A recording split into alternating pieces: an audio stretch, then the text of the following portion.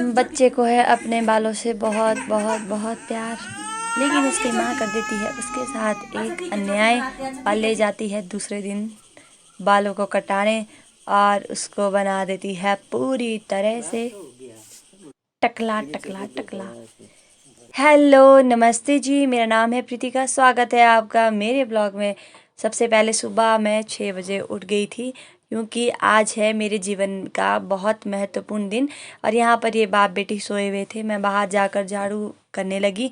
फिर उसके बाद मैं खुद नई मैंने प्राणिका को नहलाया और यहाँ पर मैंने कर दी है तैयारी अपने खास दिन की। ये है घी लोटे में, उसके बाद डाला मैंने गोमूत्र, गंगा जल, दूध।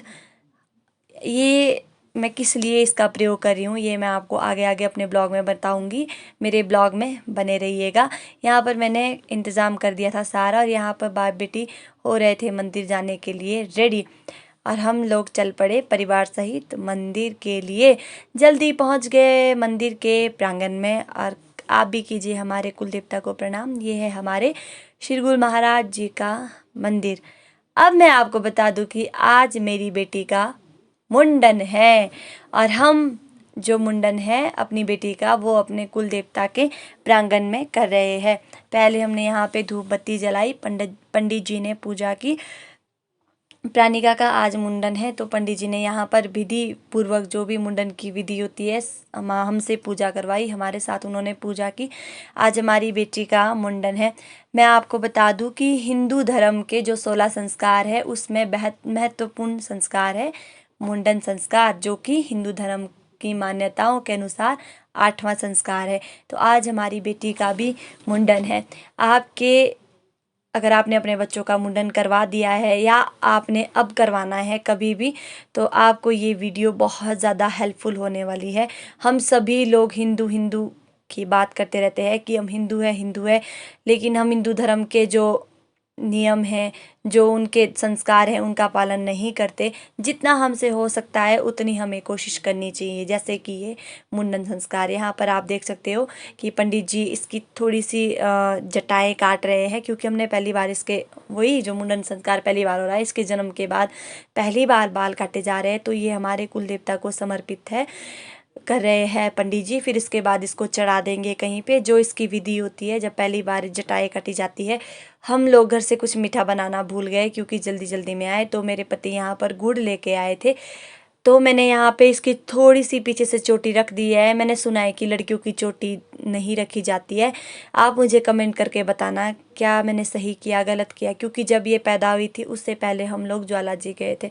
तो मैंने मन्नत मांगी थी कि अगर मेरे पास पहले बेटी होगी तो मैं उसकी जटाएं ज्वाला जी के लिए रखूँगी, लेकिन ज्वाला जी हम नहीं जा पाए। कहते हैं ना, जब जहाँ से बुलावा आता है उससे पहले नहीं जा सकते। तो बुलावा नहीं आए, हम नहीं जा पाए, तो हमने वहीं पे अपने बच्चे का मुंडन किया। आप देख सकते हो जो मैं लाई थी जो मैं लाई थी दूध, गोमूत्र, गंगा जल और पानी, जो भी मैं लाई थी उससे पहले पंडित जी ने प्राणिका के बाल भिगोए।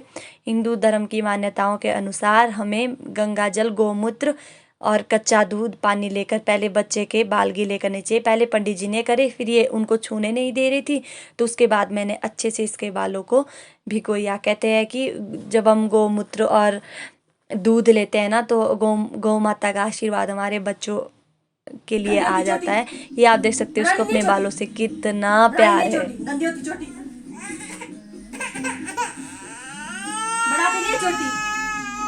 अच्छा ठीक है, चोटी बनाते हैं। अच्छा ठीक है, चोटी बनाते ले ले ले चोटी बनाते। सॉरी ले बना दी तेरी चोटी। आ जाओ।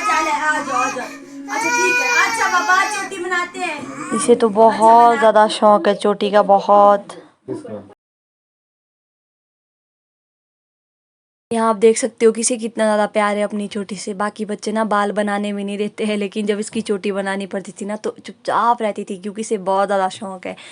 और पहले ना पंडित जी ने जो इसकी जो जटाएं थी ना थोड़ी सी काटी, फिर समर्पित कर दी, लेकिन ये पंडित जी को छूने नहीं दे रही थी। वैसे तो ये अपने भाई को भी नहीं छूने दे रही थी।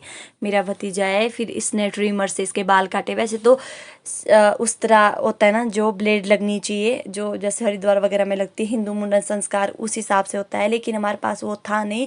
और दूसरी बात कि अब ट्रिमर का ही ट्रेंड चला है, तो फिर हमने ट्रिमर से ही करे, क्योंकि हमारे पास दूसरा था नहीं। फिर यहाँ पे इसके पापा ने पहले किए, मैंने इनसे ट्रिमर ले लिया कि नहीं नहीं आप मत करो, गोलू ही करेगा, मम्मी पापा नहीं कर सकते, अभी तो मुंडन संस्कार है, मतलब पहली बार इसके बाल काट रहे हैं, तो आप मत काटो, गोलू ही काटेगा। पहले तो पंडित जी ने काट लिए थे, लेकिन उसके बाद फिर मैंने कहा गोलू ही काटेगा।